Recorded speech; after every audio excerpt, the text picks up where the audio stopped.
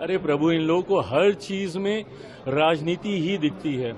क्यों संग बीजेपी और हम लोग नहीं है क्या एनडीए में?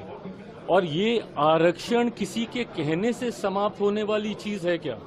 संवैधानिक अधिकार है ये। आरक्षण किसी को दी हुई खैरात नहीं है, ये संवैधानिक अधिकार है और दुनिया की कोई ताकत आरक्षण को कतई समाप्त नहीं कर सकती है। और जो लोग इसको समाप्त करने की सोच रखते हैं, कभी समीक्षा के माध्यम से, कभी सुधार के माध्यम से, उनको संभवतः ये पता ही नहीं है कि आरक्षण क्यों जरूरी है। आप जब शेड्यूल ट्राइब्स की आप बात करते हैं, बहुत आसानी से कह देते हैं कि भाई इन लोगों को क्यों आरक्षण के साथ जोड़ा जाए, बट आज भी ऐसी घटनाएं होती हैं। खड़गे साहब के साथ क्या हुआ था? उस मंच पे गए थे, उस मंच का शुद्धिकरण किया गया ना। आज भी एक दलित युवक को घोड़ी पे चढ़ने से रोका जाता है, एक दलित लड़के को बारात निकालने से रोका जाता है। बड़े बड़े नेता जब मंदिर जाते हैं तो मंदिर को गंगा जल से धुलवाया जाता है। तो ये भेदभाव तो आज भी हो रहा है ना। और ये वही अनुसूचित जाति है जो छुआछूत का शिकार रही है। भारत के संविधान में जब आप शेड्यूल कास्ट को देखते हैं, ये ऐसी कास्ट है जिनको शेड्यूल किया गया है, जिनका आधार छुआछूत था, जिसकी वजह से इनको गांव से बाहर रखा जाता था। इनको छूना तो दूर की बात है, देखना तब पाप माना जाता था।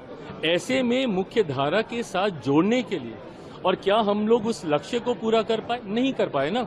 आज भी ये भेदभाव होता है। तभी जब मैं क्रीमी लेयर का भी मैं विरोध करता हूं, मैं इसीलिए करता हूं कि आज कम से कम हम लोग एकजुट हैं तो अपनी बात रख पा रहे हैं।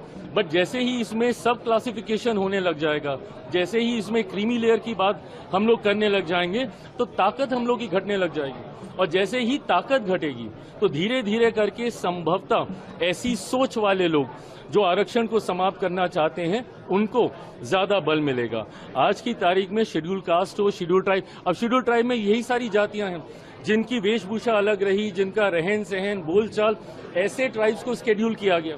पिछड़ा वर्ग से आने वाले लोग जिनको संभवतः मौके नहीं मिले, इसके माध्यम से उनको, और अब तो जो लोग आर्थिक तौर पे कह रहे हैं, ऊंची जाति से आने वाले गरीब लोगों को भी 10% का आरक्षण मोदी जी की इसी सरकार में हम लोगों ने पारित करने का काम किया।